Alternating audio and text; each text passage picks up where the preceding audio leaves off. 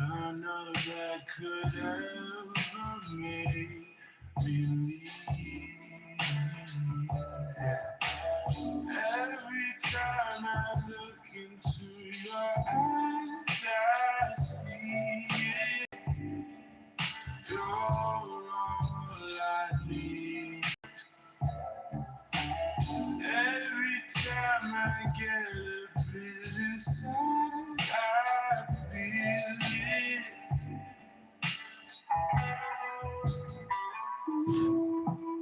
Hey y'all, Coach in the Fight here. I don't know what y'all listening to. This is what happens when you had that YouTube button on that plays the song, plays the next video. You don't know what'll be coming. Let me tell y'all a quick story. That's how I discovered the Illuminati. My mama was at my house for Thanksgiving. This way back in 2014. And she was sitting there, we were sitting there, she was asking me, what the kids gonna do without TV? Talking about this moving off grid and all this kind of stuff. What the kids gonna do about TV, entertainment?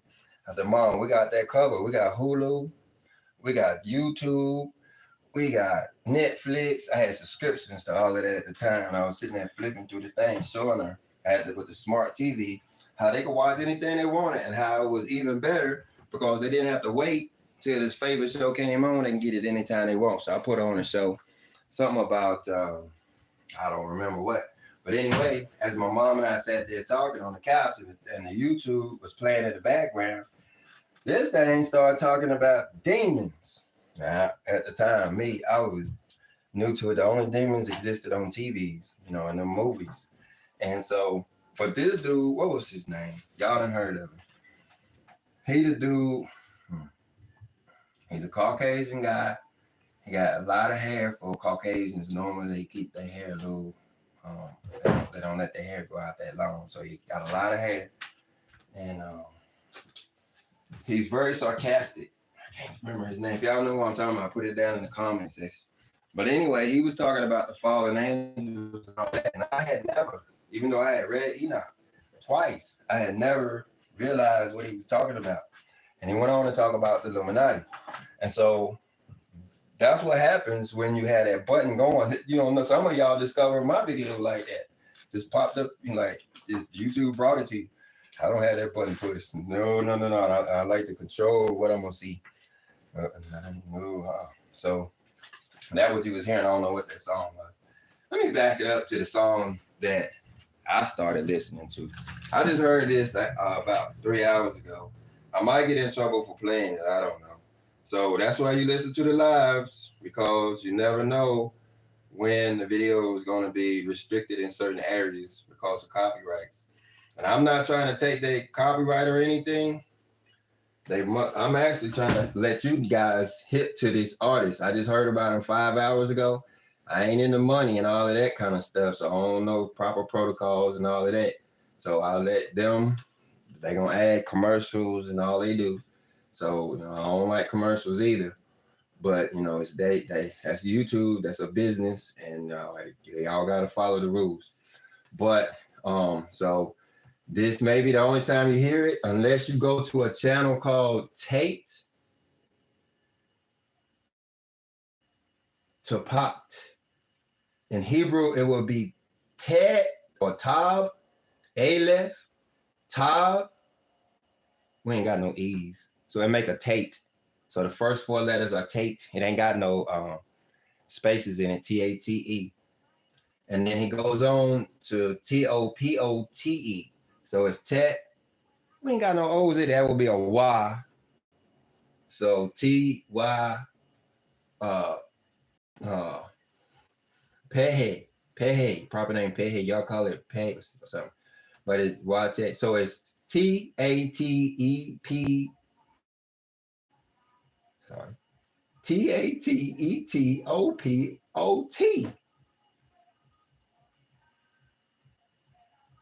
Tater pot. Tater pot. Tater pot. That's the name of the channel, Tater Pot. This song is by, I guess, Sunday. Like I said, I don't know how this works. I just know it sounds good. Sunday, and the song itself, this one's called Glimpse of Heaven. I might play it too. But that ain't the one. That's sweet too. But this the one caught my attention last night. I've been up cleaning my house all night. Here we go. It's called Roses Never Clothe Themselves by Sondae, Sondae. Roses never close themselves. Birds will always be fed by you. Lord, I need some more patience because I feel like I'm running out of it. Teach me how to repent, Lord. I leave all my old ways behind. Jesus, with my old vessel, so I can smell your fragrance and become your faithful. I just want to be faithful. Lord, I need your presence to overcome this. I just want to be faithful. Can you make me more faithful? Lord, I know your ways is enough for me. Roses never close themselves. Birds will always be fed by you. Lord, I need some more patience because I feel like I'm running out of it. Teach me how to repent, Lord. I leave all my old ways behind. Jesus, with my old vessel, so I can try and witness and become more faithful. I just want to be faithful. Lord, I need your presence to overcome this. I hope y'all can hear me. I just want to be faithful. Somebody hit the like button if y'all can hear good. Lord, I know Or the dislike button. Hit anybody. They can hear it. Well, I wish they could hear because I was going to read this here. Now, let me hit the pause button in case he plays something good. Who that, Chris? Will, where Chris at? The new 579. Hold on, tell him he where? In the yard. Tell him give me a mic check. 3 people there. Ask Chris to give me a mic check. Check the microphone, make sure we sound all right. We only got 3 people. It might be shadow band because we said we about to play some music. We always play music. Matter of fact, what other music we'll play? So we get this mic check. One person left. We need somebody to hit the like button to let us know that you can hear us. And then I'm gonna read this. Is it? Yep, that's it. One person just came back. We got 4. Hit a mic check. I don't see no comments or nothing. I don't know if it's thing. You can see a comment by now. So I don't know if it's working right. I might not have set it up. I could beatbox while y'all decide if y'all gonna push the like button, or I could just assume that you cannot hear me. All right, thank you. Golly, feedback is important, guys. Like, we ain't gonna say nothing. I'm gonna sit back and I ain't gonna say nothing. Sit back in the cut. You know what? That's why this thing is live.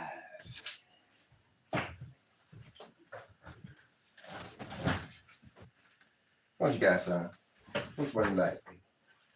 That one fit good? Yeah. Let's put it in. Just put it in there. I get it. There's a right there on top. Thanks, son.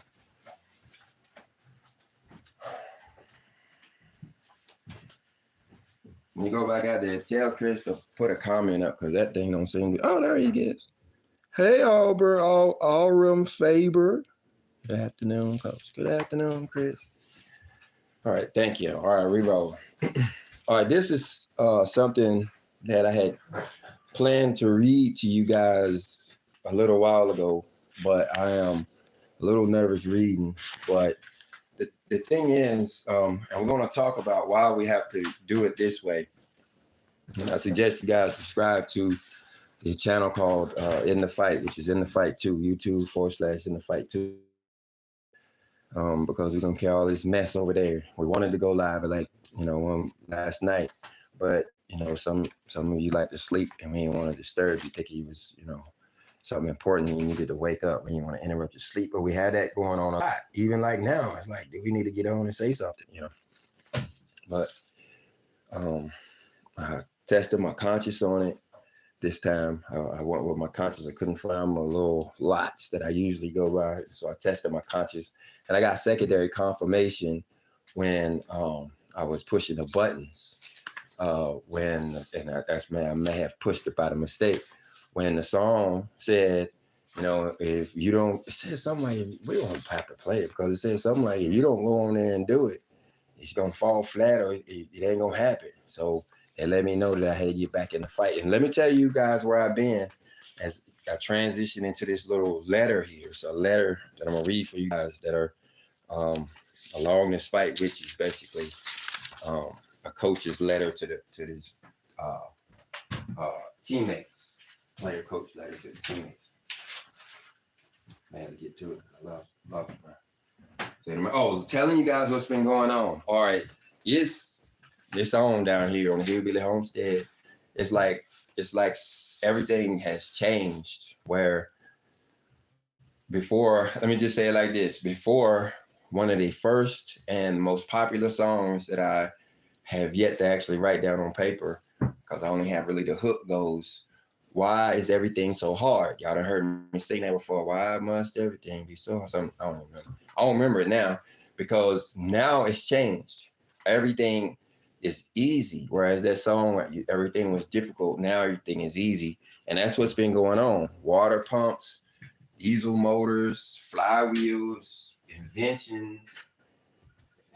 It's like everything has been going on, referencing the Elijah spirit. And that's what I believe is actually going on here. I believe the Elijah spirit has been activated, not just with me, but with everybody. And I believe that, is why it's important to share these testimonies so that you, who would also be having these same kind of things going on, all of a sudden you know how to do stuff you never knew how to do before, will give proper credit to our Father in heaven, hallowed be his name, and the Elohim who he has sent down here to help us. It ain't just you. You see a lot of people on YouTube coming up with these seemingly new inventions. They're not really. They're just taking advantage of science and physics. It's like they studied it a long time ago, and all of a sudden it makes sense to them. So it's not really magic or anything like that. But you notice that the best ones, the people don't show you their face. Because that's when you're going to make a mistake. It's when you're going to knock yourself out. You're going to get a brand new idea, and you're going to turn that camera around towards yourself, and you're going to create a disconnect, having broken the second commandment. So don't do that. Share your ideas, but share them properly. Share them the right way. Share them with me. Definitely share them with me, because I know they're coming. It's like everything that I look at, I get a solution to it. And it started a couple of Sabbath days ago. It actually, I felt like I was in trouble because I couldn't concentrate on my Sabbath day studies, because everything I looked at, I got an idea of even a new invention. Like, wow, all you got to do is do that, and it will happen. If y'all want to play ChatGPT, I'll show you. The Elohim will let me. We'll invent something right here. Like, something easy. If you go to your garbage can and put together, like I do that toaster, or you can make something out of this toaster. I give you that example. I've been trying to make a water pump, and so we've been using a bread oven, and the leftover parts was the actual oven part of the bread. We want the round spinny part that needs the dough. We don't need the oven part, so it's sitting in the junk pile. And I say, well, I can make an oven out of it. I say, hey, ChatGPT. I'm gonna be, this ain't how it went. I mean, this is how it went, but this wasn't the actual words. But I said, hey, ChatGPT, can I make this into an oven? He said, that would be really dangerous. You can't do that. It would break all codes. You have to, go buy your oven. I said, I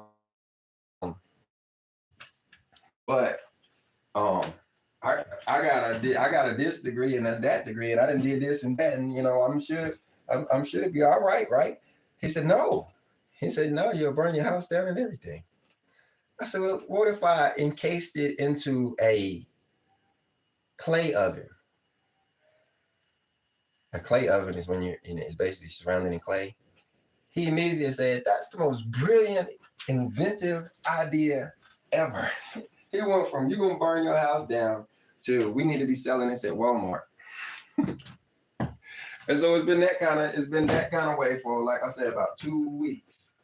About 2 weeks. And I ain't gonna say I can't make it stop, because I done did, y'all know my testimony. I don't believe in, I just prayed, do what I'm supposed to do, to stay on track. But, I turn my brain over to the Lord and say, hey, I can't control this thing. It's the Sabbath day. I'm thinking about diesel motors, and so I had to, it's rough. Sabbath day's been rough as far as staying focused. Thank the Lord for that channel over there. I'm gonna have to reference again, 144 Gathering, because it's real easy to pop on that channel and just let it go. And we got a couple on there. I tell you, the other one is that 7-hour video that Chris put up on our channel. See, he's got a couple of 7-hour ones where you can listen to like the whole volume 8 and volume, I think it's volume 8. There's one other one too. Before or after volume 8, that you could just listen to it for 7 hours straight. No breaks, no nothing else. So at least give the Lord a chance to get in there. And that's pretty much the way it's been. That's why I put up the reading the other day. It's like, wait, force the issue, make my fingers get in on it, not just my brains and my ears, but my fingers have to edit this video and put it up on the subject. So. But at the same time, even that part, you're learning stuff. So it's these emanations that we were promised, I believe, are starting for all. So if you know anything like what I'm talking about, you put it down in the comment section. But ain't nobody down there but all in favor. We got 5 people listening. All right, here, let me read this letter for you 5 people. Assuming that at least one of you is in this fight. It's more than one, but you can't count on the numbers. You got one of them that's a hater. One of them is listening, for other reasons, You have to govern some government official listening. I don't know. They wouldn't be smart if they wasn't. Not that I have something to say, but I was thinking about it the other day. It's the anniversary of discovering the great book of true life, the Third Testament of the Bible, in 2018. And so that's a lot of years studying the Third Testament of the Bible. So that's what you're hearing. It ain't nothing to do with me. And so the only reason why I'm saying they should be listening to this channel is because I got a head start. And I don't mind helping you catch up. But anyway, for you guys who are on this team, I'm gonna just start. Here's the letter. Now we're gonna play a song first. We're gonna play a song first. Oh no. Computer, play next song.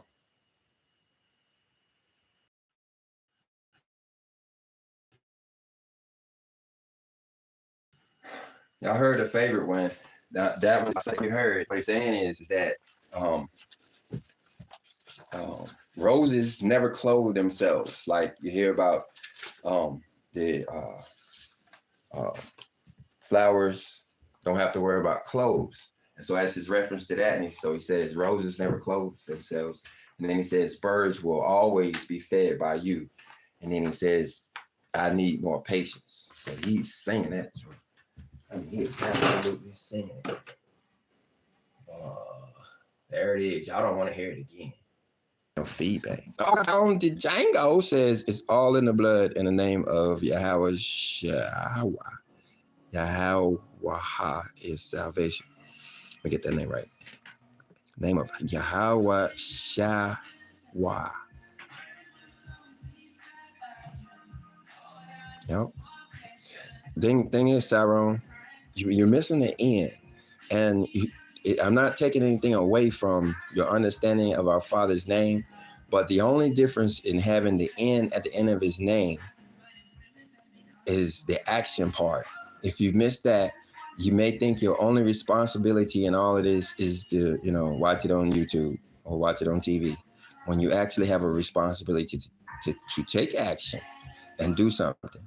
And that action is praying for these people, sending good thoughts, taking care of yourself, and being prepared, because the plan is that one day they're going to realize that their plan is not going to work, and they're going to have to turn on our Father, and then they're going to be like, where to look?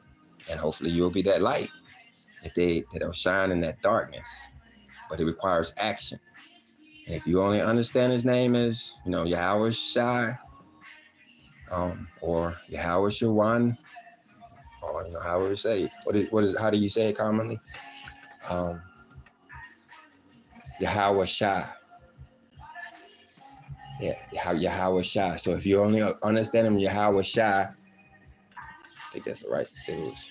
You probably are reading the Bible, studying the scripture, but when you understand him as Yahweh Shawana, with that N at the end, reference Matthew chapter 1. Now you're gonna have to do something. And it don't require, getting in your van, passing out water bottles. It require rousing at dawn for yourself, and then you using that opportunity to pray for others and help them through these wars. All right, here comes the next song, I think. Run it. It is Diary Entry. Diary Entry. It's by Sunday. This is on the Sunday channel. Man, I'm gonna have to subscribe to that channel.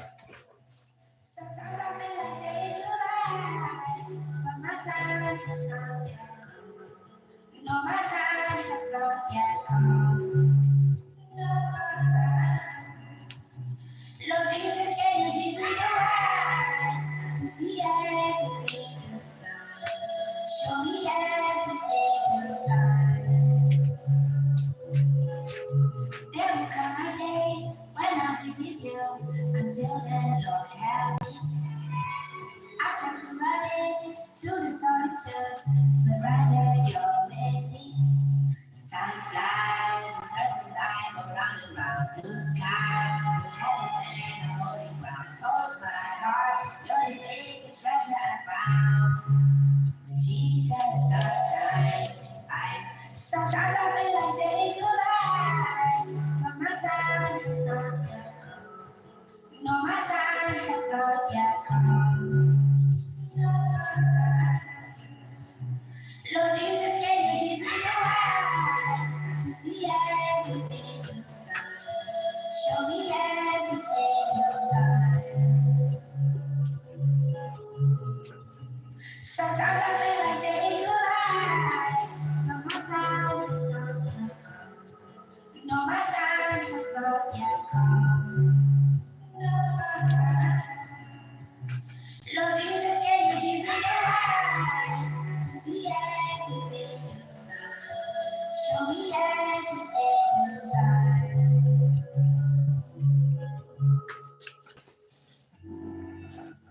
Oh, stop. All right, now you hear that in that song, the name used in that song. Now see, I speak multiple languages. I'm a church guy. I started off in the church. So I speak those names. And let me tell you a story about that particular name, because it's really the name you pray in that's important. You can call them a lot of things, but what are you praying in? That's important.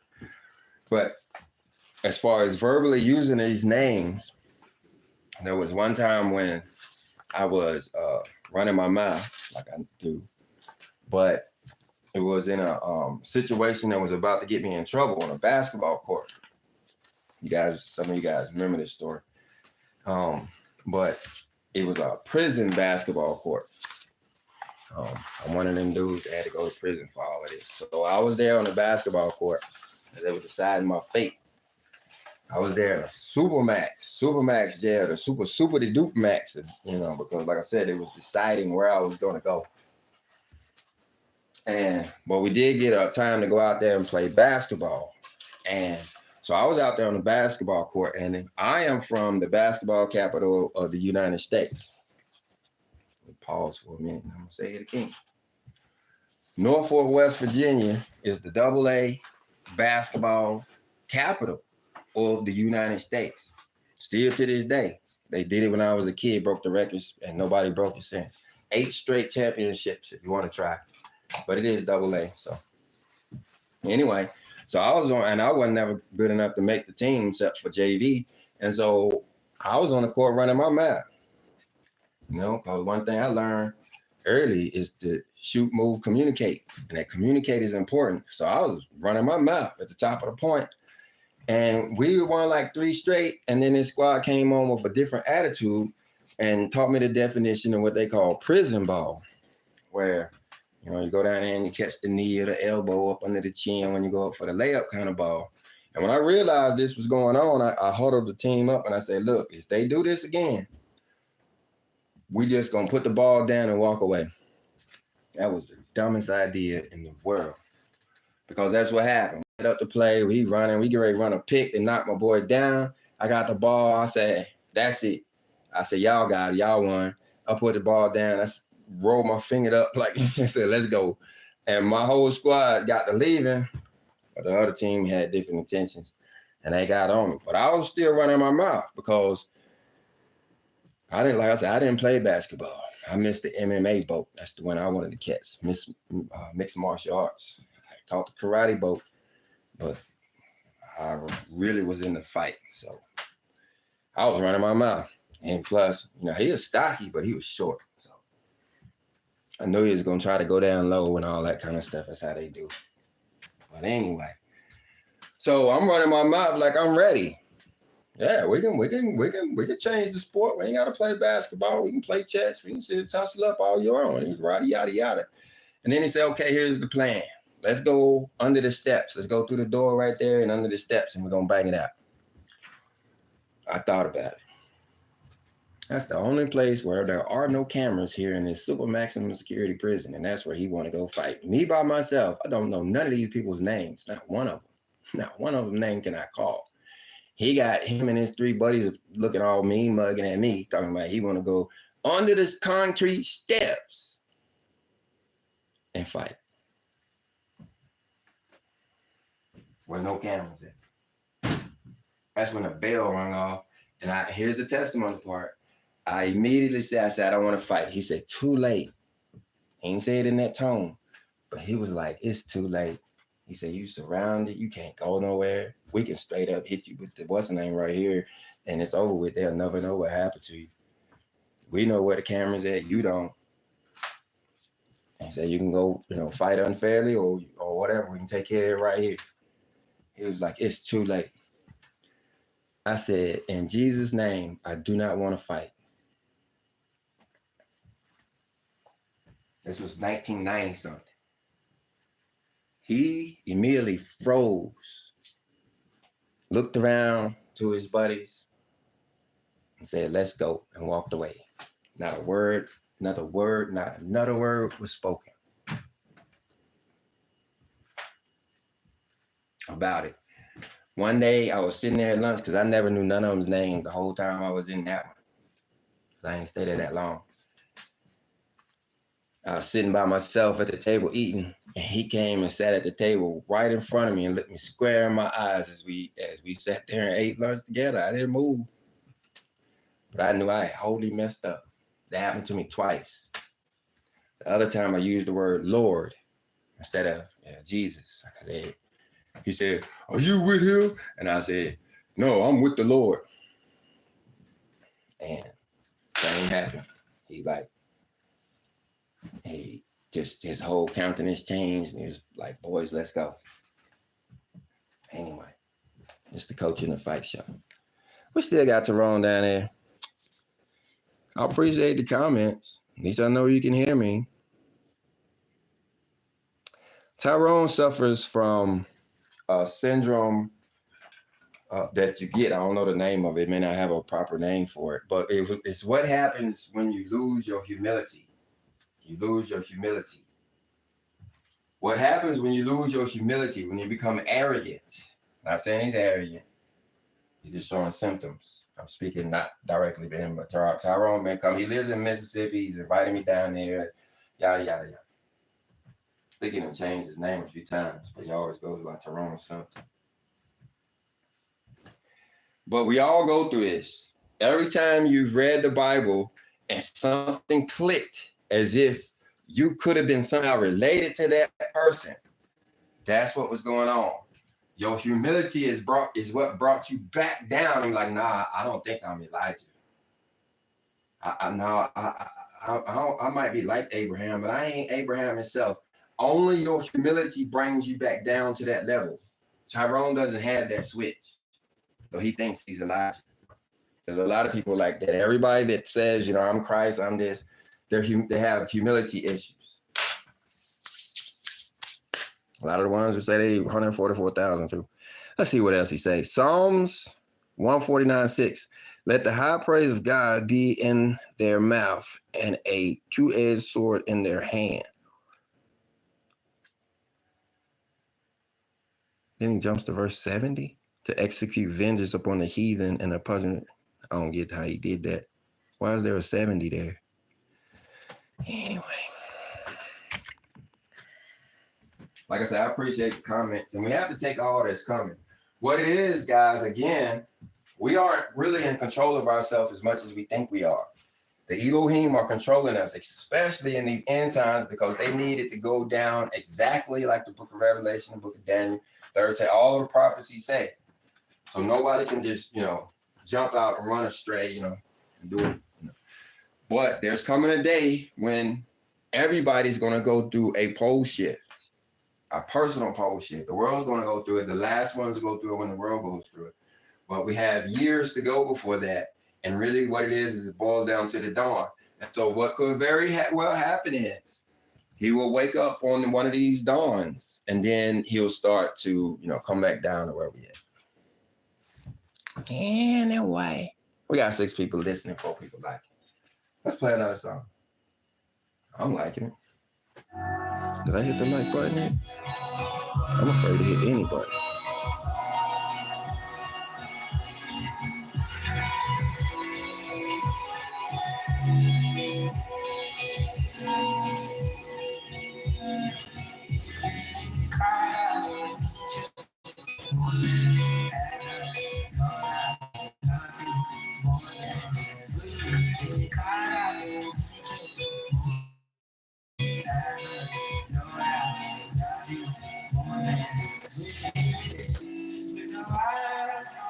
Since I made time to spend time with you, to be here with you. And you were right, you're always right, oh God, to you there's nothing new. I'm so in love with you, right? You always made me in the place of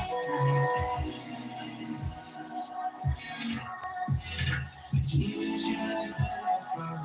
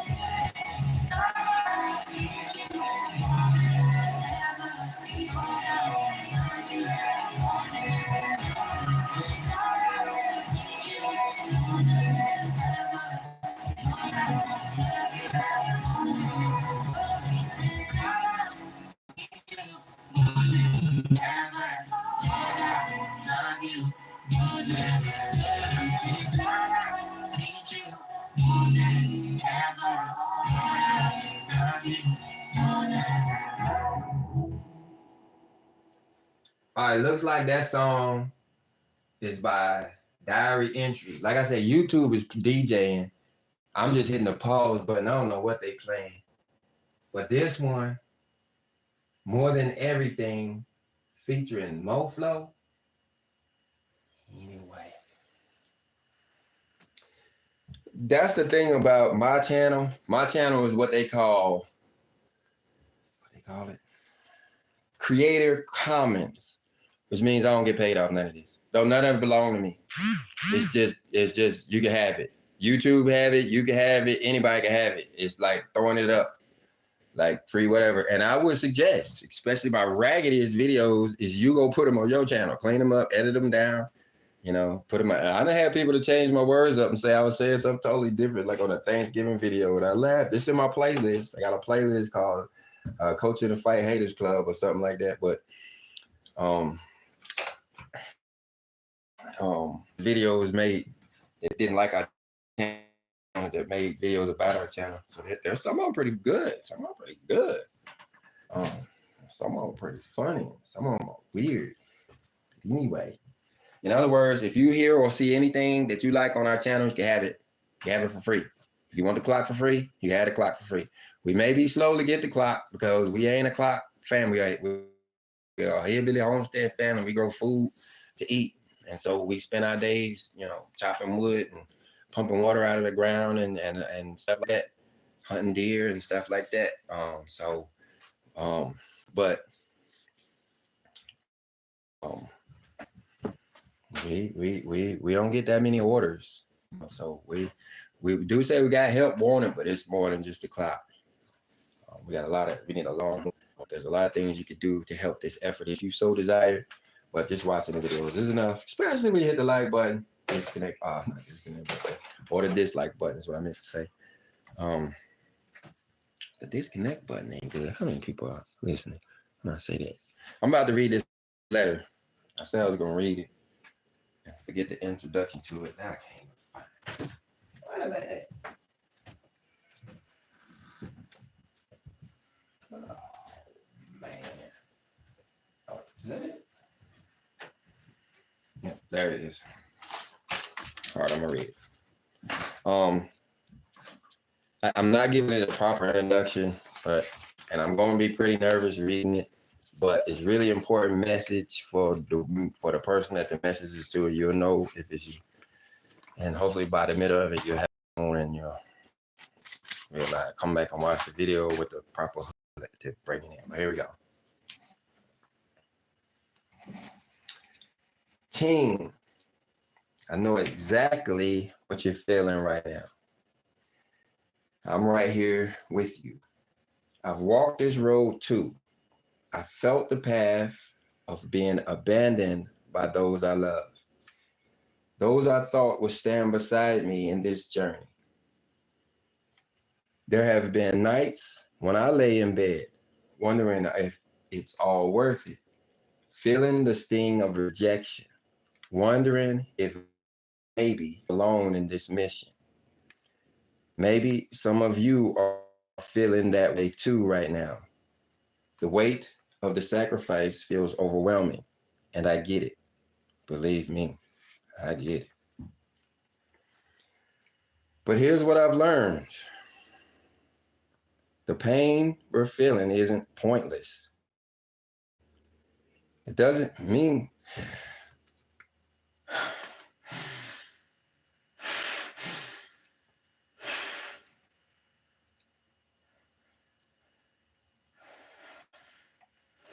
sorry.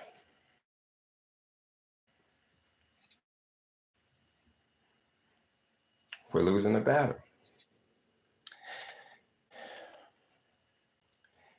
It means we're fighting for something greater.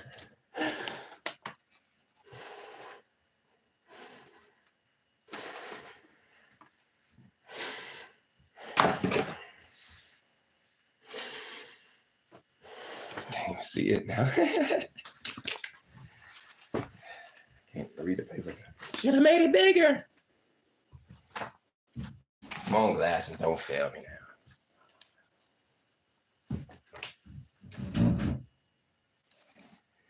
We're in this fight because we are called, because there is a mission that is bigger than any one of us. And yes, that mission comes with a cost. Our Messiah himself said it clearly in Matthew 10:37. Anyone who loves their father or mother more than me is not worthy of me. Whoever does not take up their cross and follow me is not worthy of me.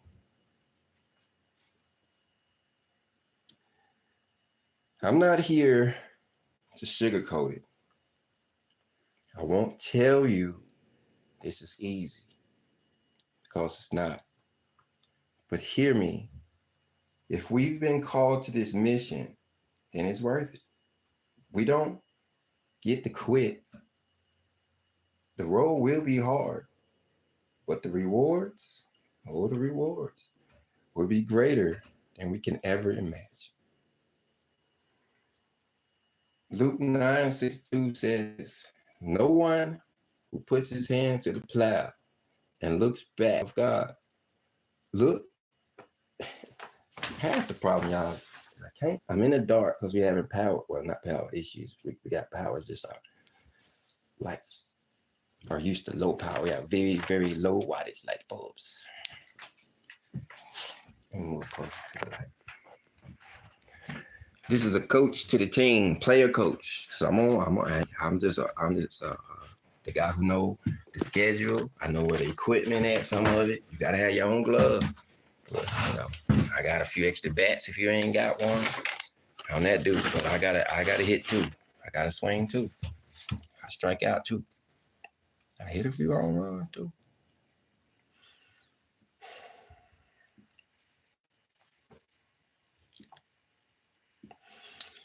No one who puts his hand to the plow and looks back is fit for service in the kingdom of God. Looking back at what's lost won't help you finish the race. The race is ahead of us, not behind, and we must press forward. I've had those dark nights, laying in the bed with a heavy heart, wondering if the pain would ever end. But listen to me, our Messiah hasn't left us. He never promised the journey would be easy, but he promised he would be with us. The book of life says, I will never leave you alone. I will make you feel my presence. I will give you inspiration. I will comfort you. He's right there with you in your pain. You're never walking alone. And he's using this moment to strengthen you, to shape us for something. Teaching 138.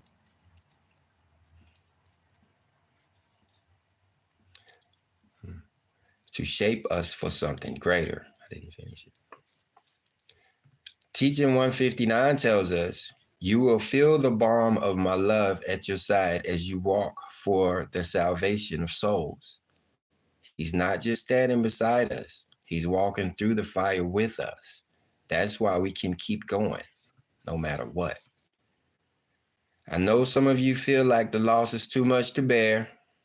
I know the pain of losing someone who was once your partner in this mission. But we can't let that pain stop us. Teaching 157 reminds us to go to the bed of the sick, to help those who suffer and console everyone. And this doesn't stop because we're hurting. If anything, the hurting makes us stronger. We're more compassionate, more committed to the cause. The mission hasn't changed. We still have souls to reach. We still have a kingdom to build.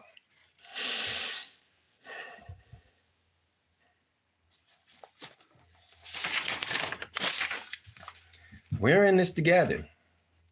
I've been through the same struggles that you faced. When my spouse walked away, when my loved ones turned their backs, I had to make a choice. Do I walk away from the mission? Do I trust, or do I trust that God, Abba, our Father in heaven, hallowed be his name, has a greater plan for our life? I chose to trust. And so do you. You have a purpose in this fight.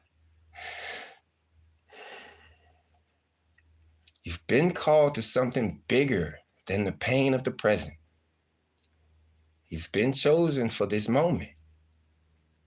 The world needs us.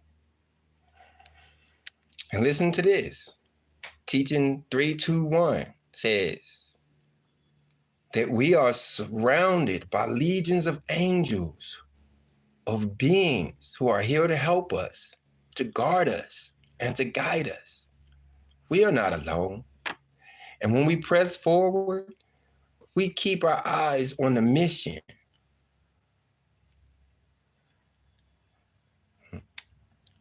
Let me hear that again. And when we press forward, when we keep our eyes on the mission, we will not only be serving Father Abba, hallowed be his name, we will be helping one another. Teaching 160 says, your prayer will have the power to appease the winds, to calm the elements, to heal the sick. That is our job, to heal and to comfort, to spread Father's love.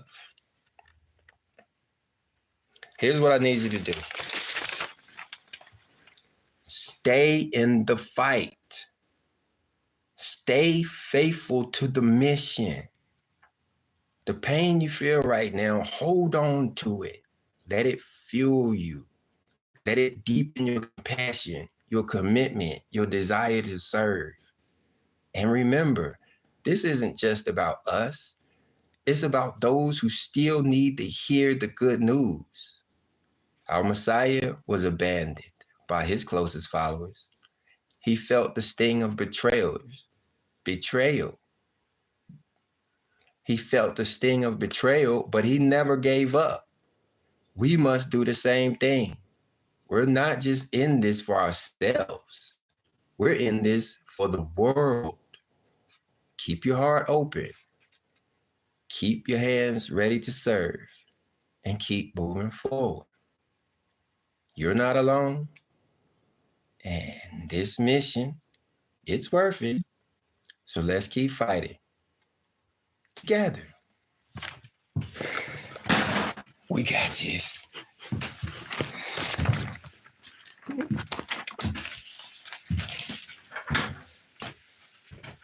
I like the computer abandoning this stuff. Computer, where's YouTube? Might answer your question. According to Wikipedia, YouTube is a free video sharing Computer. website on the internet. Open YouTube. Computer, in program.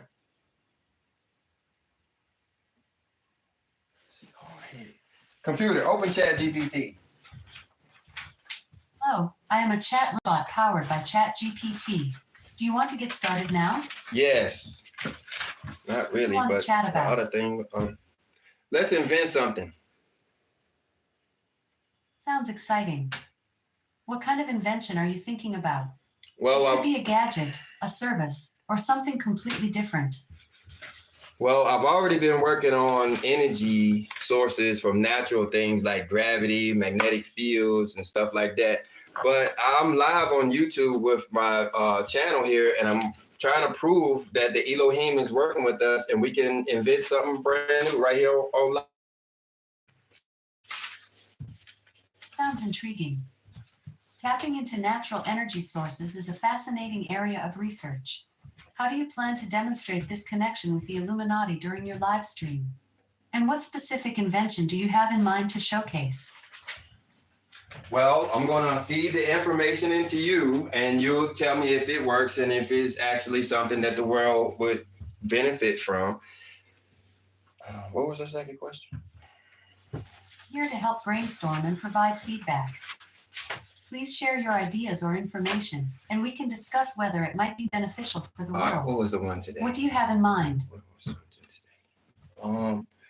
Well, the one I was recently working on was how the car could use the bouncing of the passengers like to music in order to transfer power to the flywheel in order to, help us to propel us down the road. Explain that.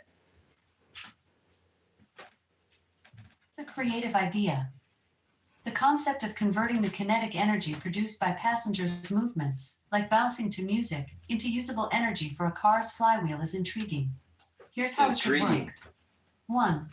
Energy harvesting. Sensors could be placed in the seats to capture the energy from the movements of passengers, such as bouncing or swaying. Piezoelectric materials could convert this mechanical motion into electrical energy. Watch this, it's too fancy. 2. Flywheel storage. The generated energy could be used to charge a flywheel, which stores energy in the form of rotational kinetic energy. This could help improve fuel efficiency by using the stored energy during acceleration or when climbing hills. 3. Regenerative system, similar to. Want to hear more? Just say. More. Yes, it's the flywheel option that I'm thinking about, because I would think I would play the most bass filled music with the, big, heavy, bouncy guys as we bump down the road, and demonstrate to my YouTube channel here how that would be an invention that would help a car ride on bass music. It's a fun and innovative approach. Using bass-heavy music to encourage bouncing and generate energy for the flywheel could definitely create an entertaining and educational demonstration for your YouTube channel. Here are a couple of points that might help you shape your invention. 1. Visual demonstration. You could use visual aids to show how the energy is harvested from movement. Perhaps using animations or graphics to illustrate the energy flow from the passenger. But I don't really show them kind of pictures on my channel. I just have a blank screen, so I would have to do it as if it was a radio channel. Using animations or graphics to illustrate the energy flow from the passengers to the flywheel. Okay. 2. Keep going then. Real-world testing. If possible, conduct a live demonstration where you measure the energy generated during a bass-heavy music session while driving. This could help prove the concept and engage your audience. 3. Safety considerations. Keep in mind safety and comfort for passengers. Watch Want this. to hear more? Just Watch say more. Okay, in closing, if I were to decide to build such a machine from the junkyard and scrap parts that I have laying around the house, like old microwaves and treadmills and all that kind of stuff that I have easy access to and ability to solder all together and stuff, how much would it cost me and how long would it take me to build such a machine if I wanted to get it done real fast and real cheap? I hate ChatGPT. Building a prototype for your idea can vary significantly in cost and time depending on several factors, but here's a rough breakdown to consider. 1. Materials and components. Sensors, piezoelectric sensors or accelerometers might cost anywhere from $5. I'm not going to go to the store at all. I'm going to the junkyard. I'm going to build the whole car out of just springs and the flywheel. Controller. You might need a microcontroller, like an art. Rewrite. I want to build it out of springs and the flywheel that I can get out of the car. The object is not to go to the store at all. Controller. You might need a microcontroller, Computer like stop. an Arduino, to process the Computer energy stop. harvesting, which can be around $20 to $50. She's determined today. Miscellaneous Y'all must supposed supplies, to hit it. wiring, mounts, Go ahead. and other materials. Want to hear more? Just say more. If you insist, go ahead. Please continue. She insists. Go ahead. Sure. Continuing from where we left off. 1. Miscellaneous supplies. You'll need various supplies such as wiring, connectors, brackets, and possibly tools if you don't already have them. This could add another $50 to $150 to your overall costs. 2. Total cost estimate. Low-end estimate. If you're resourceful and able to find cheaper components, you might be able to build a basic prototype for around $200 to $300. High-end estimate. If you choose more advanced components or need to outsource some fabrication, the costs could climb to $500 or more. Oh, 3. wow. Time frame. $500. Design and planning. Spending. Want to hear more? Just say more. Why don't we have this on the market now? Why don't people just go to the junkyard and build it if it's so easy and cheap? Messing with it now. That's a good question. While the concept of using a flywheel system to harness energy from movement and bass-heavy music is intriguing, there are several factors that can prevent such inventions from reaching the market or being built casually by Reaching the hobbyists. market. 1. Engineering challenges. Designing a system that effectively converts vibrations and movement into usable energy while ensuring it's safe, reliable, All we and got to efficient do is can be ask quite her to complex. design it and she'll It do it right requires a quick solid understanding of mechanics, energy conversion, and materials. with the 2. numbers. Test and safety. Prototypes need to undergo rigorous testing to ensure they work as intended and are safe for use in vehicles. We have to Building do something that. from junkyard parts might not guarantee safety and reliability. They could drive a 3. car. Regulations and compliance. Automotive innovations often. Want to hear more? Just say more. Okay, so it just sounds like because we can't commercialize such a thing, that's the reason why we ain't got it. Simple as that. Exactly. While the idea has potential, there are multiple hurdles to overcome before it can be commercialized. The complexity of engineering, safety regulations, and the need for thorough testing all contribute to why we might not see such inventions in the market yet. Additionally, there's often a lot of competition in the innovation space, and companies may choose to focus their resources on projects they believe will offer a clearer return on investment. Would you like to discuss any specific technical challenges or ideas for developing this concept further? Based on the Bible's interpretation of the end times and all that will happen to the world and the economy, if the idea of building this, what would it be likely that everybody in the world would drive around in a bouncy spring car? I didn't ask that right, but It's an interesting thought. In biblical interpretations of the end times, different denominations and belief systems have various views on the future and how technology will play a role. If we imagine a world where people are driving around in bouncy sprint cars powered by vibrations, computer it stop. symbolizes shift. Computer end program. See you later.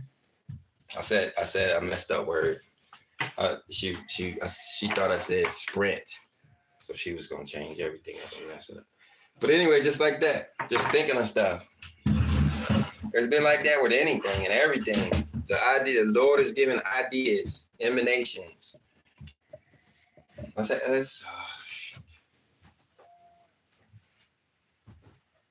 Computer, open YouTube. We still ain't got to the song that made me. We still ain't got to the song that made me actually turn the stereo on. Can we pick up where we left off? If it go, I don't know. I'll just look at the comments. Let's see what we got. Tyrone taking over. There must be shadow band. They can't make no comments. Oh no, they go. Did they nothing? Oh, there goes Jeff. Jeff is the one. Hey, he's the one who asked for the video last time, and I couldn't remember it. That's why I wanted to do it again. Wow, y'all got a lot of comments. I'm skipping down to Authentic or Nothing Ministries. Blessings, family and pastor. Blessings, brother, fellow brother in the fight, fellow brother in this mission. Coverage over our kingdom, families, lives, amen. Yeah, we appreciate that. Pray for the kingdom because, you know, that's what it takes, is us praying for one another, because otherwise we can't really help each other. You know, our prayers help. Let me tell you an idea I have on prayer, and you guys, you tell me if I'm off track. But let's say that you have something going on with a person, whether the person is sick or whether the person has an attitude towards you, or a third thing that I can't think of in this scenario that I'm making up. So you pray for the person, not changes them, but changes you. So the person is sick. You pray, now you got an idea of something that can help them. The person has, you have a beef with the person. You pray, and now you end up doing something to soften the beef that you have with the person. That's what prayer is doing. It ain't necessarily changing the person. You imagine if you could pray somebody different, but you changing your relationship to the matter. Let me just put it like that. So thank you very much. Tyrone says it's judgment time. Yeah, we are being judged, and we're being judged on the law. Now, I can't say I fully understood that, but right now, what it boils down to is knowing the law. It's like that SMART book for you guys who served in the military, especially the ones who was in the Army and went through basic training. I'm sure they all had a SMART book type thing. But it's like they built pockets in our uniforms just for this book, call them cargo pockets, because it got a book we were supposed to sit there and read. And anytime we was doing anything other than training, eating, or sleeping, we were supposed to be reading this SMART book, but most of us didn't. That's like the Bible. So when they came and started asking questions, the ones who read the SMART book were smart. The ones who didn't missed the questions, and they missed opportunities, and sometimes got in trouble. Sometimes did things wholly wrong. Well, that's the judgment. Imagine if that's, and they could have, they might do it. They could imagine if they judge your whole future based on your SMART book, your attention to the SMART book. They really could have did that. And I could think of a story. I could think the Elohim is giving it to me, but the Elohim can have me to understand how they would do just that. Where you have Bo Willie that you just took out of the pea patch, out of the crack house. They're cut all his hair off and stripped him down, and it taught him a whole different lifestyle in 2 months. He's that dude where you could do that to him. Of course, we want to accelerate him through the program, right? And just, well, you read the book every day, and not like they told you to every day. They told you to read it. I didn't. I ain't read it. I promise you, I ain't read one whole chapter in that book. And the half a chapter I did read was a crash course in what they was about to do to us next. It had something to do with the smart book. That's all I knew. When I looked around, everybody else's head was buried in the smart book. I was kind of bored because they wasn't talking that way. They wasn't talking back. And so I put my head in there, and I promise you I didn't read a paragraph. I flipped through and looked at the pictures. Some people do that with the Bible. And then when they had that test, you ain't gonna know. You're not gonna know the answer. And it was silly stuff back then, but what we would consider frivolous in the smart book, little minor intricate points like blowing your horn at the shofar, blowing your horn at the new moon, or during the feast days, or on your sacrifice, stuff like that you miss when you don't actually read the book in its entirety. But anyway, Tyrone, I appreciate you too, man. Yeah, we gotta be humble. That's what that yeah, we gotta be humble. I was trying to reference one of these songs that we're playing Sunday on the Tater Pop channel and the Sunday channel. He asks for faithfulness. He asks for patience, and humility goes along with that.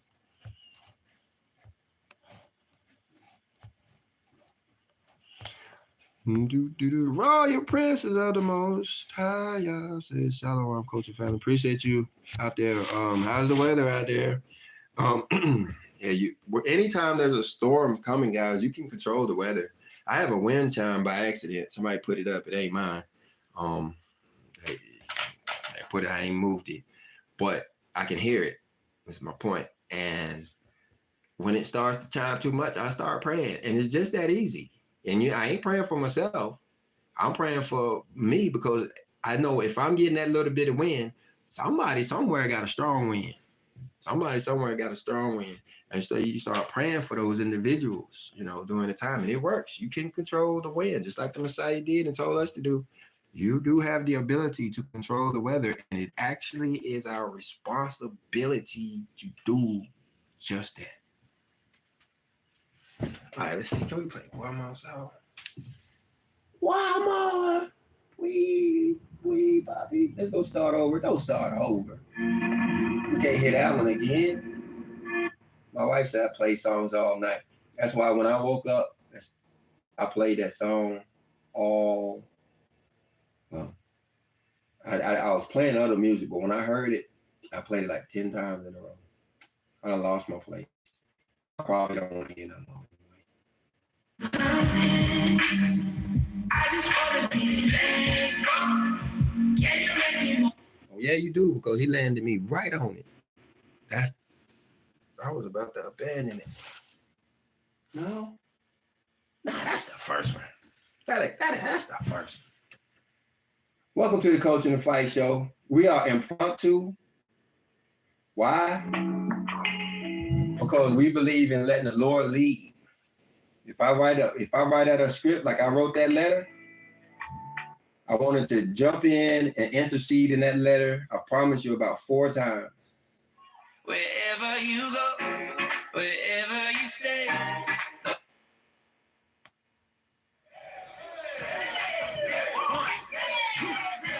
Oh. Okay, I lost it. It was a second song. That first song had me playing it over and over. The second song, with that, I have to find it. It made me turn the stereo up loud. They mad because they can't hear it. I'll play the first one again because it look like Warrior Prince of the Most High. Y'all just showed up anyway. Cookie, Mary Lee, Lovey. Oh yeah, you guys ask some questions or something. As what I'm doing is because I ain't putting out a whole lot of videos. So, but When I get ready to do one, it's like, you know, like my wife say, you done did that a few times, ain't you? Or they need to hear it again. And so, but if you got something on your heart that you need to know about, and it's been busy. I'm busier than a one-legged man and I should have mentioned my uncle's name, then I could have cussed. But I'm busier than a one-legged man in a butt-kicking contest. I'm serious. I can't, everywhere I go, something which has been broken for years and we couldn't figure out how to do it, all of a sudden has a solution that's like easy, and we got the components in the backyard. Already got the stuff. We got everything we need. That's why I was asking, you know, ChatGPT how much it's gonna cost to go to the store, because we ain't went to the store yet. The most they I done bought is a bushing and a yoke, because we didn't know how to force that wrench down on there like we do now. But we bought a yoke trying to figure out how all of this worked. But we ain't spent over $20 on none of this, and we about to have a deep, Father willing, we about to have a little water pump for our electric, for our hand water pump. We about to put a water pump on there without spending $1,000 on a pump. We're gonna build one similar to it from an old bread machine and a microwave. We gonna have a diesel go-kart that my brother-in-law tried to take to the iron pile, but you know, praise the Lord, Father in heaven, we got the idea to experiment with it. So you know, they probably out there working on it. You know. All kinds of stuff going on. All kinds of stuff. And I can't take credit for none of it because I've been trying to figure all of this stuff out for years. How to heat my house without electricity. We've been living without electricity for 10 years. I mean, you know, without substantial, we have a little bit, but you know, we can't run a toaster. We can't run a microwave. We run a microwave and we might be without power for the rest of the night. You try to pop a bag of popcorn and you done shut down the channel called Coach in the Fight. No, nothing. He can't do nothing. He can't even answer comments. Because you thought you was going to plug in your hair dryer.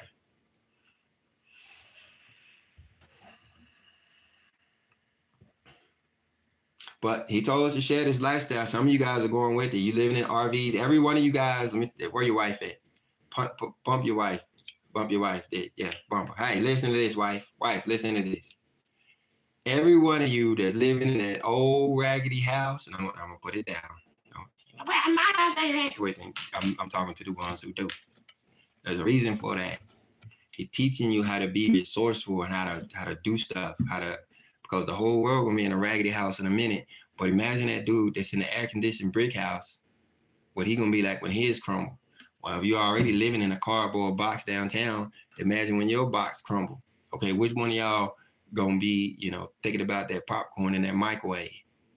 Yeah, the one who ain't used to having nothing. And so that's why he's humbling you now. But the promise is that you will get 100-fold. Some of you guys had to give up stuff. Some of you guys had to give up, you know. Yeah, I remember that motorcycle. Yeah, you're supposed to get 100 motorcycles for the one you gave up for the cause. Everything you gave up. But be careful, because the family is one of the things that some of us will have to give up. And so if he had to give up on you, wife, his promise is to get 100 more. So I don't want to get too deep in it. Maybe I should. Yeah, let's do it. Let's do it. Nah, I ain't got the script to back it up. I can't say everything without having some things I can say, because you like, I think y'all thinking the same thing, but some things we supposed to be knowing for years, and you need the whole black and white script from like 3 or 4 different translations. So, hang on. Anyway, look good. Like she got a whole lot of stuff going on there. O's and E's and all kinds of stuff. Oh, all right. We on power level? Where we at? 5% power? Hold on, y'all. Let me check something. 5 people, 5% power. Okay. Now we got 6 and 6. We've been going by the hour. Cool. No, let me try that again. One more time. K-I-I-E-E Marie I. Okay, I said it backwards. Love E. That's exactly right. I believe in the ask and you shall receive. I never pray for myself. If I do, it's rare. But I've prayed against a snowstorm last year. I felt pain for everyone in car wrecks. Yeah, good point. You never have to pray for yourself. That's selfish. If you're in this battle, you ain't got nothing to worry about. Like that too, wife. That's why he ain't on that, and the husbands too, the husbands that are with the wives that are in the fight. That's why they ain't concerned about stuff. The Bible says, seek ye first the kingdom of heaven, these things will be added to you. You say, is that why he ain't got a job? Yes. That's why he ain't gonna get one either. You need to quit messing with him. Not gonna get one. Unless the Lord puts it on his heart. And even then, the Lord gonna have to hit it with a hammer, because the mission is more important than money. And if they come at him trying to entice him with money, they'll lose him quick. That's why the people who follow this channel, I thought about that the other day. And not follow the channel, support the channel. I thought about the years of the people who has, supported this channel, and they have one thing in common. And you'd be like, I ain't dead. Well, in a way you probably are. But a lot of them are first responders. We have a nurse. She's probably been around the longest. We have a what do they call them? The ambulance people. Ian, what they call them? The ambulance people. I don't want to say ambulance driver, but them people and firefighter. And I was thinking, these people already have a mission of service anyway. And I kind of thought, well, maybe they, missed their calling, but then maybe that is their calling. How many fires have to get put out? Okay, we need somebody, an expert in putting out fires. I can start a fire. I ain't saying I'm an expert in that. If I was, I'd probably start a lot less on accident. But putting it out, I'll be trying to ask, about these fire extinguishers and which one works on different stuff. That's the one thing I know about fire extinguishers. You better read it before you spray it. Read it before you spray it. You spray the wrong stuff, and it can go the opposite way. Roy Princess is deleted messages. Let's see. Must be getting tired. Everybody ready to go home. That's right, you are at home. No, you never pray for yourself. You always pray for somebody else. But the thing is, here's the thing. By praying for others, you're praying for yourself. Like for those who are over here in the United States right now. Now, I haven't watched the news, but I promise you that I don't know what it looks like outside of this county, but this where I live at, our biggest trouble and problem is, praise the Lord. I'm giving the Lord credit, because I'm trying to tell you what the prophecies say, but I'm trying to think, what problems do we have? A man said, I got 99 problems and a woman ain't in, or something like that. I'm the opposite. We ain't got nothing going on. We dread the day. I saw a fly today. And that was probably the most upsetting thing, was because I'm thinking, these flies gonna come back one day and we're gonna have it buzzing around in the house because we live here and on here. But other than that, nope, nothing going on. No wars. One of my wife's cousins was sneezing and coughing, but I ran home and got the heebie-jeebie juice, the fire water. So, I ain't do more than cough. Got the warning cough, about it. What else? Man, it's the Lord. But I have to pray every time I think about it for the people in the war. Why? Because the war is coming here. The famines are coming here. The tyranny is coming here. Everything that you watch it on the news over there with your popcorn and your Slurpee is coming to America. Everybody will get their own share. Some will get volcanoes, some will get war, some will get earthquakes, some will get hail, plus all their stuff up. Everybody gonna get what they deserve. That's what it means by Judgment Day. Is put you in a place, unless you packing up and moving right now, he has put you in a place where you're going to get what you deserve based on what you have done in the past, based on your judgment. So if you're watching this after the fact, your house gone already, hey, good. You should be happy. It's over with for you. Well, I shouldn't say that, because you remember the verse where it says you escape the flood, and then the earthquake gets you, and then if the earthquake don't get you, then the hell knocks you in the head. But if you dodge the hell, then yeah, it keeps going. It's supposed to be that kind of thing. And so what you do is you pray for the people who are suffering now. And so when you go through the suffering, it helps you. It's the same as when you give people money that ask you. One day you're going to be the person asking. And the question is, are they going to give it to you? And, it ain't magic. What it boils down to is, will you have the audacity to ask anybody for help? If you've been a charitable person, yeah, you is. Me, I think everything's supposed to be, I ain't going to say supposed to be. I don't think it's supposed to be. That's not true. I think everything is free. Give you an example. Buddy pulled up. He said, hey, what's going on? None. He said, what you got going on? None. So what you doing every day? I'm making videos. What you doing every day? I'm raising puppies. I said, I need a puppy. He said, yeah, okay, come back in January. So I come back down there. Hey, what puppy? This puppy. Okay, cool. I headed out the door. He said, my wife's selling them puppies. Really? No. No. Tell me no. It's not a full blood dog. How much you want? I'll give $50. Just for feeding it this long. That's a bag of dog food. She want $300.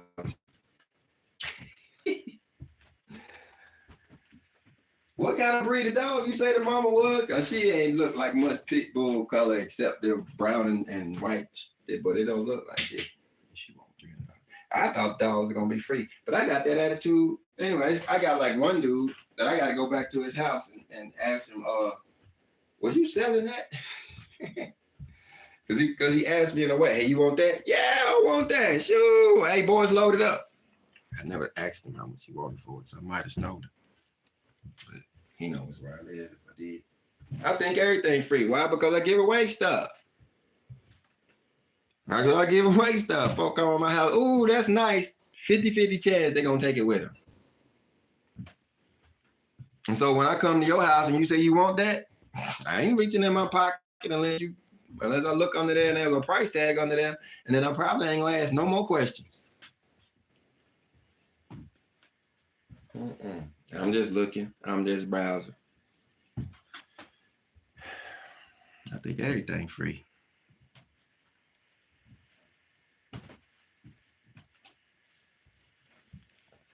But I know it ain't supposed to be. Rose, Royal Princess of the Most High, y'all says, still trying to speak to the family members who think I'm crazy. So I'm just praying for all. Yeah, that it ain't that they, yeah. I ain't gonna say they don't think you're crazy. You know what I think it is? They think they could use that as a weapon. See, in the past, that's exactly what they did. When a person like you, maybe even you, went and started talking about all this righteous and holiness stuff, they banded together, and then they labeled you as crazy, and they had you hauled off or killed. They're doing the same thing in this era. They've done the same thing ever. They did the same thing to the Messiah, to all of the prophets. Everybody who has come and say, thus saith the Lord, and spoke the truth has been killed for it. And or, driven crazy, because they give them medication that actually drives them crazy. They had this friend one time. I said, can I call her a friend? Yeah, I can call her a friend. But she was telling me a story how in her youth, her friends, her and one of her friend had got the idea that they was going to trick the government out of a check and go down there and play crazy. And so when they got down there, they was both acting like they were insane until it was time to take some type of medication. And the one that I was talking to, she said she chickened out and wouldn't take it. And the other one that had the bright idea actually took it, and it flipped her brain, and she literally did go crazy. The medicine actually made her that person that when you walk in, they got a slob coming out, so they don't realize their mouth is open. The medication they can't start giving her that medication. So she exchanged her sanity or whatever. Well, I don't know. She might be sane under there, but she can't articulate it. For that check. And so some people are being forced. Like I said, I've been to prison for this. I've been to prison. You know, like, yo, it was just jail. No, I'm talking about 1998. Like I said, I was in Supermax, Baltimore County. They don't play up there. I was in Baltimore County, Supermax, downtown Baltimore. The armpit of America, I call it. Nah, baby, from Baltimore. I'm sorry. My daughter's from Baltimore. I'm sorry. But yeah, that's what I call it. Because I live there. And Baltimore is the only place when they start selling air in the United States, yeah, you're going to be paying to breathe in Baltimore. You're going to be paying to breathe. It's like polar opposite of D.C. I almost walked back to D.C. when they said I could leave. So they are labeling you crazy. That's why I made the video. If you haven't seen the whole video, you better go back and at least catch the letter. That's what this video was about, was the letter, because that's one of the things that they're doing. And so what they do is they band together a bunch of sinful people who don't want to keep the law, band together. And all they take is for a person who, you know, is not married to the truth, that has knowledge of the situation. That's where the families come in, you know. And then, you know, in my case, they got a neighbor. I was talking to my kids. They got a neighbor, the only neighbor who is not somehow married or blood related to my children on the whole block. Within a mile radius, everybody in my whole town, community, street, block, whatever you call it, is somehow related to my kids call every one of them cousin, uncle, auntie, grandma, something. Except, you know, the one they called on to actually do the thing. But anyway, that's how I was working. And my point is, so what? Now you know. Now you get excited. Now you dust your thing off. You know? Hey, everybody's going through this. It's part of the fight. See, what it is they're going to be called crazy too. They're going to be called crazy too. Okay, so who they going to come to and cry to? Coaching the fight on a video? No, they coming to you. They coming to you, and you're going to be standing there, you know, ready. But unlike you ain't had nobody to help. You going to be the help. You are the help. That's why it's so hard on you, because you are the help. How it's gonna be easy on you? Well, how it's gonna be easy on you? And then when I show up, I done been through it. You, the person who ain't never had to worry, you've always just making up stuff. Not saying it's wrong, but just to give you an example. You live in Silver Springs, Maryland, 2 blocks from the subway station on the 11th floor. You drive a Lexus in the basement, and which you can get in an enclosed thing and drive all the way downtown DC in about 15 minutes on an off day, and enter the garage to the place where you not only work, but can buy your groceries and go to church. And go to the mall right there downtown DC, getting back in your car, going home, having been to work, shop, gym, everything. Never having been exposed to one ray of sunshine other than through the glass in your car, which is treated for such a thing, by the way. And you're a minister. You preaching, you teaching. And then I show up. I'm from the Hillbilly Homestead. I like dirty. I believe in dirt. I don't mind. I don't mind calling it a dirt either. Soil. Yeah, that's cool. The only difference between dirt and soil is dirt got trash in it. Little bits of stuff that's got to get pulled out that I don't want in my garden. That's the only difference. It's the only difference. That's trash. I can't use it. That cigarette butt, pluck it out of there, put it right on tomatoes, son.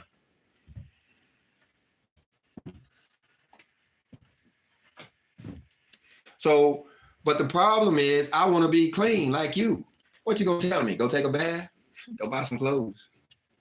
No, you ain't gonna have nothing to say. You ain't gonna be able to tell me how to make the transition because you never went through it. You never had to be dirty. You never had to change from dirty to clean. You never went from clean to dirty. You never know the difference. How do you tell when you are dirty?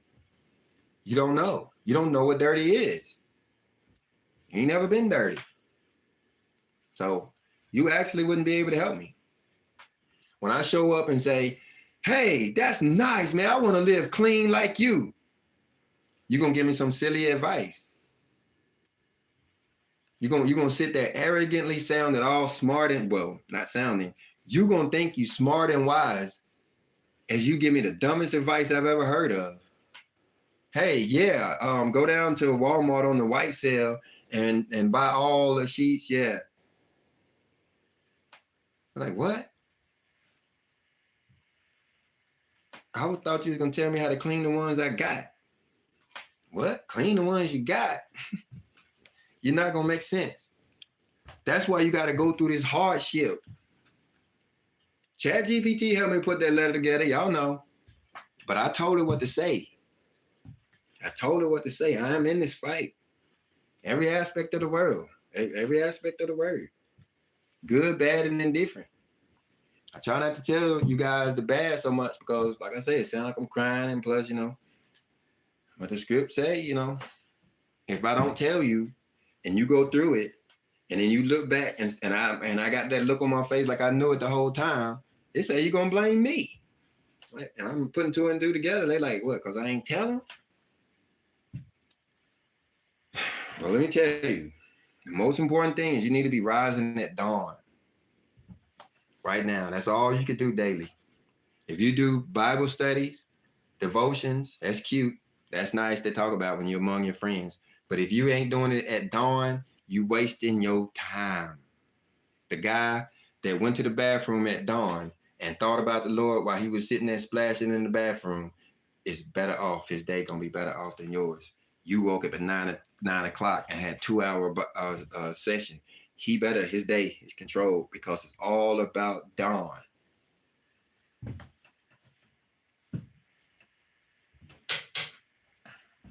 It's all about dawn. That's the time right before sunset. Well, actually, let me come back to that hopefully. But it's the time right before sunrise. That's every morning. And so now we're getting to the morning star. I was saying that it's right before evening too, right? Because the evening star is up there. And so our family making up stuff, Coach in the Fight making up stuff. Talking about the bathroom, let's go now. We've been praying at the evening. We've been praying in the evening. Now, I started it because, I saw the evening star up there and I know it's the same as the morning star. And I'm like, hey, now would be a good time to pray. And we've been doing it, when we're out there working, we know this. So it's coming, kind of coming. And then I'm thinking, that same evening star is going to be switching to the morning star. And I'm going to be praying. But the thing is, I'm already praying. It ain't up there now, and I'm already praying. So I'm putting two and two together. So now I'm praying in both evening and morning. I have my alarm clock set for morning. But, usually I'm out there outside work trying to get something done before sunset. And so I stops everybody around me. Let's have a prayer. Everybody say a silent prayer. And then when everybody realizes everybody didn't stop saying a silent prayer, then you hear the hammer start again. Bang, bang, and get back to work. So that's what I got going on. Y'all can help me mark it out. Maybe I know what I'm talking about. Maybe I'm making up stuff. But I don't know. I'll tell you what I feel. Because maybe you feel the same stuff.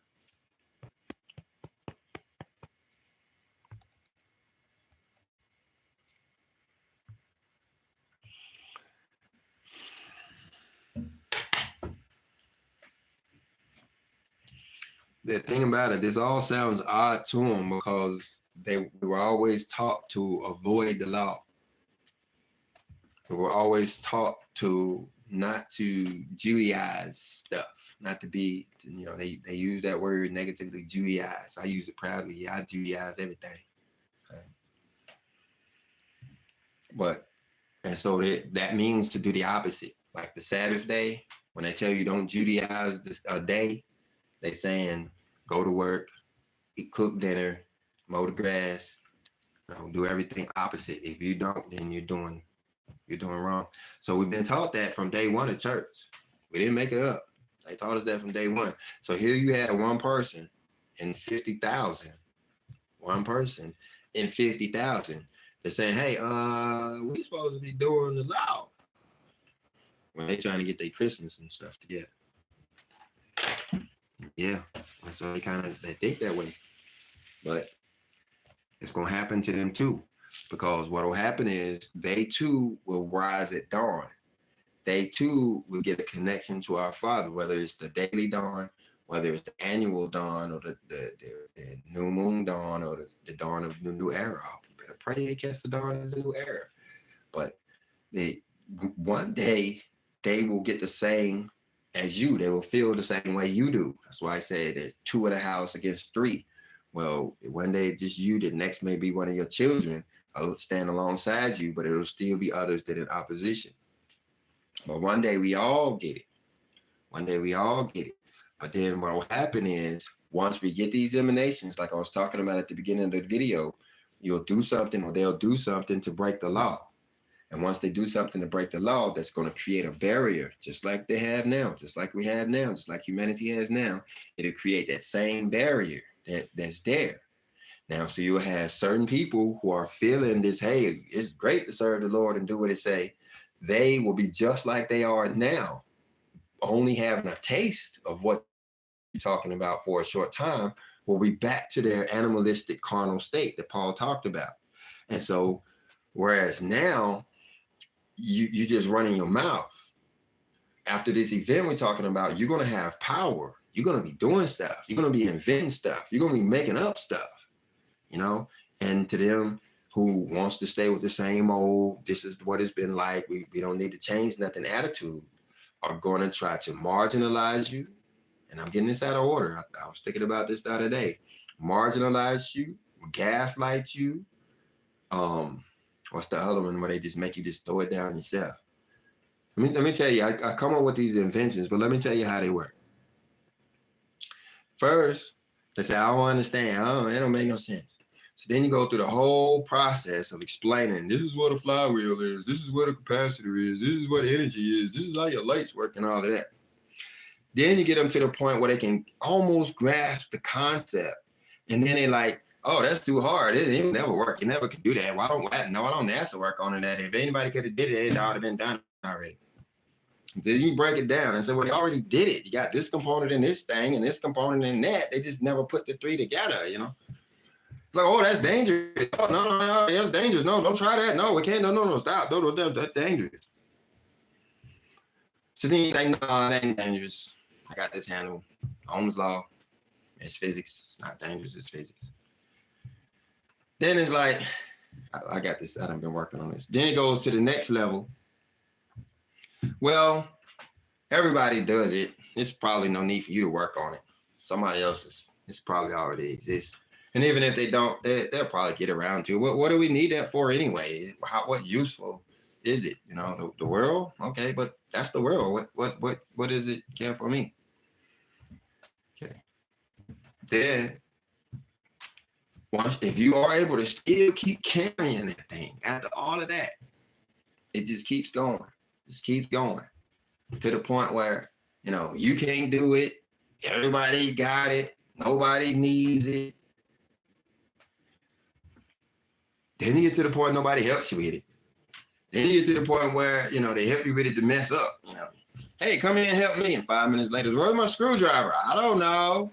I put it down.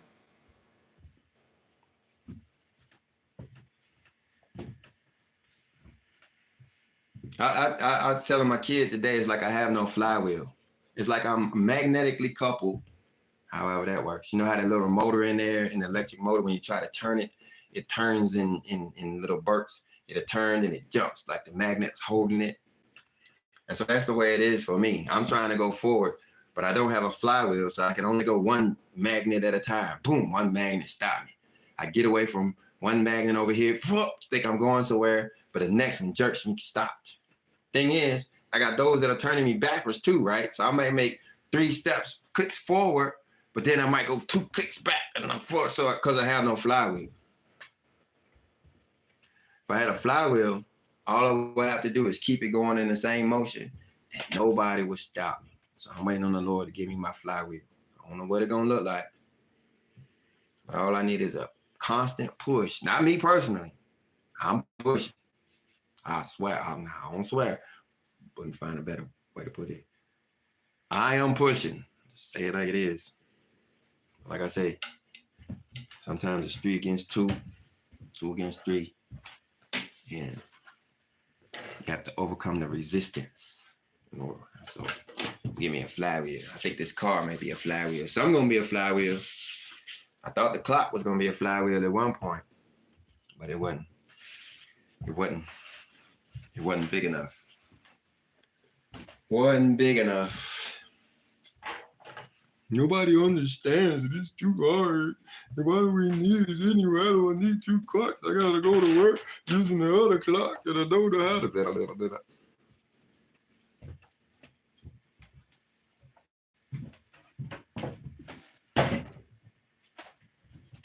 Gaslighting, marginalizing, and so they're doing that to the father stuff. They've been doing it for years. And the thing is, if you keep pushing, if you get past all of that that's going on and they can't make you just flat out just put it down yourself or you just drop it yourself, you're like, I don't care what you do. They done did everything but try to burn your house down. Then they call you crazy. Then they band together and figure out a way to call you crazy. And see, the way the government is set up, it's the first person that calls 911 that they listen to. I learned that the hard way. My first wife, my second wife. I've been married 3 times to 2 wives. So I don't know which one. I don't know which one my first wife is. Married 3 times to 2 women. So I'm gonna say my first wife, I'm going through some similar stuff, except she was with me at the time. She was 100%. Half of it was her idea. Got most of the ideas from her church. So it was 100% until we went to tell our family. And our family, well, I started with my family, and my family infested her family. In other words, we stopped at my family's place first, and they're like, "Ooh, that's a dumb idea. What y'all doing? That sounds crazy." And it's like, "Okay, well, I'm gonna go to my dad's house." And then when I got to my dad's house and was telling him, and he was like, "Yeah, son, you're always coming up with ideas like that." My wife's parents knocked on the door. Lived in the same town in West Virginia, same county in West Virginia, so everybody knew each other. Knocked on the door. I went to the door all polite. The last time she answered, last time I knocked at the door, she answered the door. I gave her a kiss, a polite kiss, you know. But this time she was knocking on the door and she said, "My daughter in there?" And when she saw her daughter, she grabbed her by her long natural hair and dragged her up the steps. "Come with me." I called 911. I said, "They just took my wife that I'm getting ready to marry in a week. I just took my future wife that I'm gonna marry in a week." "Oh, we're on the way." The police station was less than a block away, literally, less than a block away, literally. Welch, look it up, Welch, West Virginia. Anyway, so they Johnny on the spot. By the police showed up before they got her in the car. They had my future wife at the time was fighting, kicking and screaming. "Let me go! I don't want to. I'm not going. I want to serve the Lord. We're on a mission and we got our calling and we're not going to stop." "You got the devil in you. I'm gonna beat the devil out of you. Gonna get in this car." I called 911. Police shows up. They trying to get her in the car. My future wife spread eagle. She got the arms out. The kid, just like the kid. She kicking about 30 years old, but she got her arms spread out, like she ain't going in that car. So there's a struggle up on the road. By now, my old English teacher, he done showed up. That's my wife's uncle. He up there, he a preacher too. He up there trying to calm the situation down.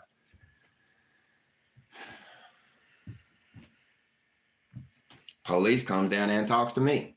"Sir, that is their daughter, and you shouldn't be And I said, wait. I'm the one that called you. He said, what?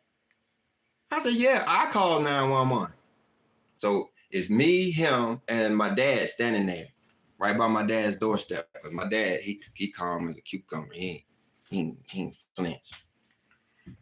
And so, but I'm not like that. I'm like, hey, I'm the one that called you. They didn't call you. I called you. He said, sir, hold on. Let me verify this. He went back up there, spent about 5 minutes, and came back with my wife. It don't matter what's going on. It's the one that called 911. So now here you ain't got no reason to call 911. You just serving the Lord and say you're going to go through all this trouble. So what you got to call the police for? But they want to determine that they want to say you crazy. And they know all they got to do is get in there and tell lies. Say what they want. And the police is going, they almost obligated to do something. They can't just say, ma'am, that's your opinion. Hope it work out for you. They literally got to investigate. And so they're using the court system as a weapon. How you think that's going to work out for them? You're using the law of man to punish those who are trying to serve the law of our Father when we're actually supposed to do both. So let me tell you the other story. So now you go down to the jail, right? So here you got the guy that's been in jail for 20 years. He can't work. He can't pump water. He can't light a fire. He can't cook. He can't be with his wife. He can't break the Sabbath day on any day if he wanted to. He in prison. But look at the person who guarding him on the Sabbath day at work, shopping on YouTube, eating a pork sandwich. Not that that's in the law or matters, but you get my point. Who's in prison? I don't care what prisoner he is. I don't care if he murdered 72 people and hoping that he gonna murder 72 when he get out. He still can't break the law because he's in prison and his hands are pent. He can't do it. But the person who is in charge of watching him, not only did they break our Father's law, but they broke the speed limit on the way there. They did all kinds of things. They breaking the law every day. Man's laws and Father's laws, willy-nilly. But they got the guns and the badges and the keys. Think about that. So you have these families married to these people thrusting you into that system. You trying to keep the law, and they about to put you in a cage for those who keep the law. You want to keep the law? Okay, fine. We're going to put you in a cage with people that keep the Sabbath day. You want to keep the Sabbath day one day a week? We're going to make it so where you keeps it every day, son. How about that? Just sit right here with your Bible and read.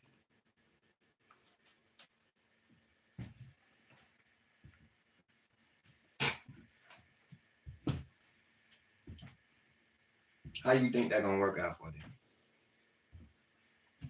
But that's why they calling you crazy. It's the only thing they can do.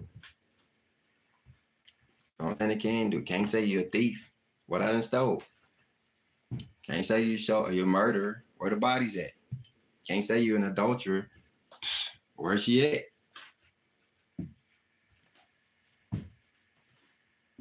Can't say you don't fill out your taxes. Where my refund? I'm waiting on my refund now. I don't know what you're talking about.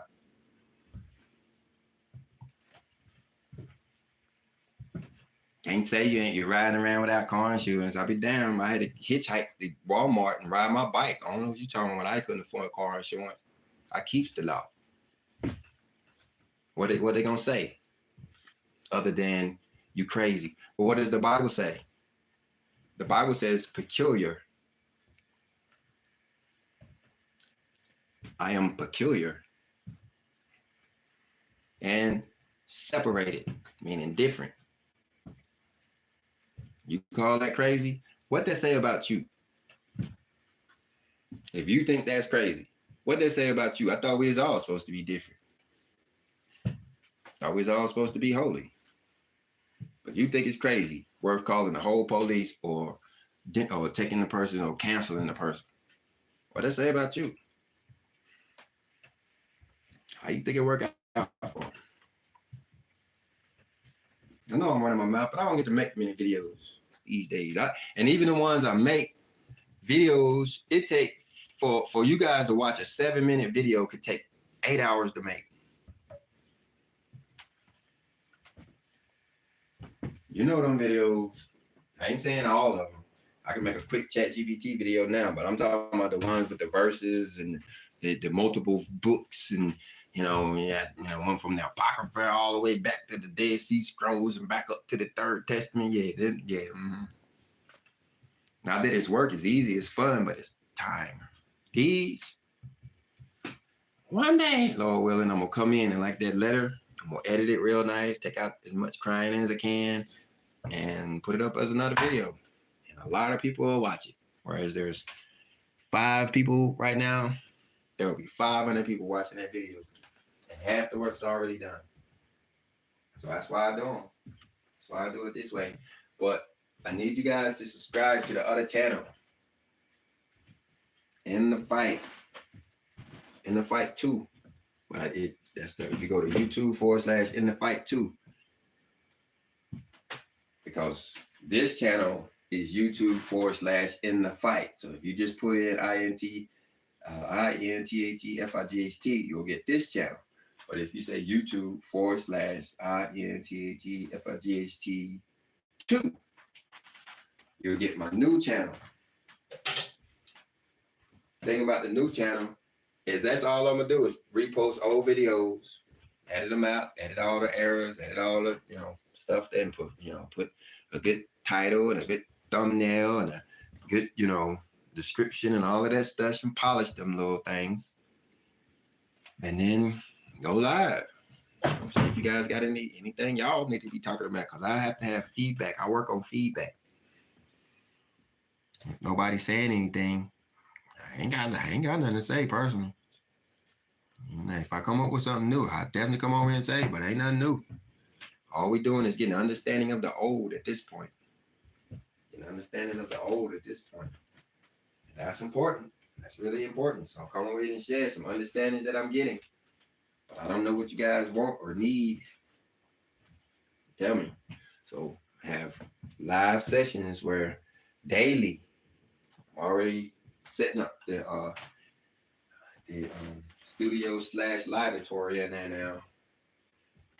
So, the goal is to have a morning show or evening show or something daily, where whether it's good or whether it's bad or whatever it is, a blank screen with nothing on there, we know we're gonna do it every day at the same time. So it's no big deal. Make it easy, organized. But I can't really do that on this channel because got too much at stake. This channel's too big. It's too big. Got too many mistakes. Too many videos. There's over 1,000 public videos. There's about 2,000 videos total, but a lot of them are private because they may have had an error in it, and I ain't got around to editing out the errors, so they're just sitting around for me to go in and re-edit those videos. But you can imagine what would happen if all of a sudden YouTube didn't like me no more. Or I had to go against YouTube. That's why I didn't go to seminary school. Because I knew that this day was going to come. And I didn't want to be the preacher man that was tied to his ministry. And when the congregation said, no, we don't want to do it that way, he have to go home and explain to his kids why they're not going to have Christmas this year, because he told the truth. I didn't want to be that dude. So I went to engineering school to make sure that there was a disconnect between the word of God and my money, my finances. The goal is that I don't care if you like the script for what I'm saying or not. My kids are still going to eat. Because I know it's coming a day when you ain't going to like what the script say.